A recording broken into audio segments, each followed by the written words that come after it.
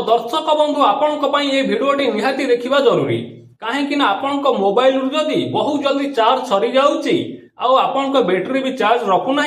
ताहले आपण मानकु कौन करने पड़ो आउ केउ भूल आपण करुछंती बोली आपण फोन रु बहुत जल्दी चार्ज सरी जाउची आउ आपण माने जदि यही भूल मध्य आगकू करिवे ताहले आपण माने बहु असुविधार सम्मुखीन होई पारंती। आपण मोबाइल हुए तो ब्लास्ट होई पारे आउ आपण मोबाइल केबे भी चार्ज रखिबो नहीं किंतु यही भूल आपण माने जमा भी करंतु नहीं। चलंतु एबे जानिबा से भूल कौन आउ कौन कले आपण मोबाइल बिल्कुल भी चार्ज रखिबो नहीं।